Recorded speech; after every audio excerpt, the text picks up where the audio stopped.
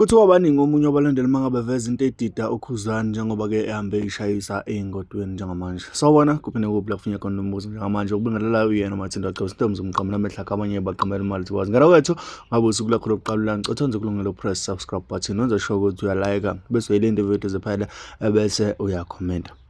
Umtshalo wasedumbe uveze okuyikhona okucindezela uKhuzani njengamanje nento-ke okufuneka ngabe uyayenza njengoba isimo sinje. Sonke siyabona ukuthi-ke isimo semanzonzo kulensizwa yakampungozi njengoba-ke isimanzonzo ayifuni kodwa ukuvuma, ayifuni ukuveza ukuthi ngempela kunzima noma-ke zinzima iy'khathi ebhekene nazo.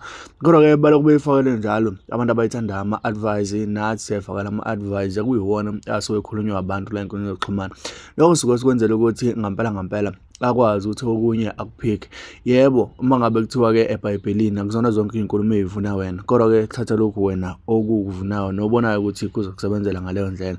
Kufanele ukuthi ezinye iy'nkulumo esiyikhulumayo noma-ke ey'khulunywayo ayithathe. Kuno-live about engibasherile lana ekufanele ngempela acoshe something kubona uma ngabe-ke kuwukuthi ngempela uyimisele ngokuthatha something kulama channel asuke emveza noma-ke asuke ekhuluma ngayo. Ngineqiniso lokuthi angaze ngikhulume kabi ngoKhuzani, kodwa-ke noma kuwukuthi khona into esuke ingathandekanga kuyaye kuvezwe nesolution ekugcineni ukuthi ngempela kungangcono uma kungathiwa wenza kanje. Uma uthi le nkulumo uzokuyithanda engiyikhulumayo isaqala nje nezokhulunywa umtshali edumbe kushuthi awuzokuyithanda ngoba-ke izwakala njengokutalapha, kodwa-ke uma uzoyilalela positive uyakwazi ukuqosha something. Kuthiwa nasemgodleni wohlanye kukhona okuncane ekuyikhona okutholayo. Bafethu angingandi kakhulu kodwa mina nawe asihlangana lapha kwi-comment section ngizuvo lakho mayelana nalolu daba oluzokhulunywa umtshali kule video le elandelayo. Bafowethu ma. Bafowethu umtshali edumbe niyayazi inqwele. Niyangaze ngidume ngeinkulumo ezakhaya. Inkulumo ezingosimende, inkulumo ngama-concrete. Yabo. Inkulumo eziyidemkos. Yeah. Inkulumo eziyibhikili. Right. So bafowethu ake si-advise nale nto yakwaMpungose iyoze ilahleke iphele ithi nya. Ngoba ngathi abantu abaseduze kwayo ayikhona. Abashayi khona. Right. Angena kakhulu mina endabeni kaKhuzani. Kodwa njengamanje usekule point leli le downfall ngempela manje. Yabo manje umephe kwewa kanje. One mistake, phansi. Ukuvuka kuyobanzima kakhulu. Khuzani, wena emculweni wawuzele ukuzocula. Wawungazelanga ukuzohlukanisa unyaka. Wawuzele ukuzocula ushaya ingoma ujabulisa abantu. Okay, usufikile emculweni washaya ingoma abantu bayithanda ingoma yakho. Bazi bayiqoka ukuthi ihlukanisa unyaka, yawuhlukanisa unyaka ingoma yakho clean. Azange kube nankulumo, azange kube nalutho, vele ingoma yakho yayi right, yawuhlukanisa unyaka yayenzima ijele ngo2020. Okay. Bese kwenzakalani ke wena Khuzani iphutha owalenza ukuba too obsessed ngomthandeni. In such a way ukuthi uze awangafuna ukuthi umthandeni awine lutho. Wafuna ukuthi kungabi nanayodwa into umthandeni awuphumelela kuyo njengoba kuthiwa imba ngakho. Wena ufuna ukwaziwa njengokuthi uwina yonke into. That's where uyilahle khona. Uyilahle lapho Khuzani. Even le Santango zobekisa ngayo ukuthi wina njalo league iyadliwa kumakhaphu. Iyadliwa kwezinye izinto. ISantango is a big team but iyadliwa kwezinye izinto. Wena ufuna ukuba i-big team ungadliwa ndawo. Igcine isi-expose ke i-corruption yakho. Yabo? Because mangabe into usuyi-overdo iba too exposed kubantu bagcina sebebona nama-side okuhambelanga bawabona. 2023 wena waphoqa mfowethu. Wabona umthandeni nje ikhiphele i-album eli, wakhipha i-album yabo nengoma enolwa kwaba yiParis yaba nzima le ngoma. Uthe usubona ukuthi le ngoma izoshaya unyaka. Wa-release i-single wena ethi uMjolo.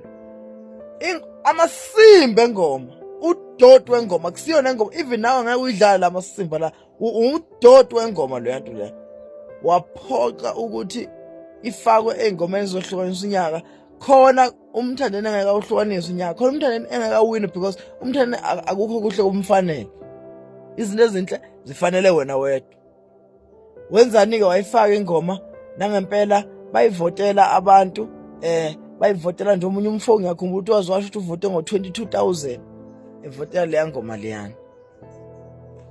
Enye yezinto ekwenza ungabe umuntu omuhle, akakwazi umuntu ongasebenzi usiqwaye ehlupheka usiqwaye eyisokolela nempilo imbambe ngobhongane imkinya impress avote ngo-22,000. Waye uthatha lapho usiqwaye u-22,000.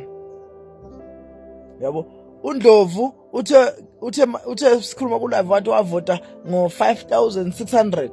Yabo okay, oNdlovu ke vele bayisebenzela insizwa ezime kahle. Okay fine, kwakade ekusuka othandweni lakho ukuthi avota ngale, but wena Khuzani usuthi manje ukhozi lukujikela ingoma kaJumbo abayidlala ukhozini nefeature wena ubona ngazathi yonke into enawe ukhozi alisayifuni.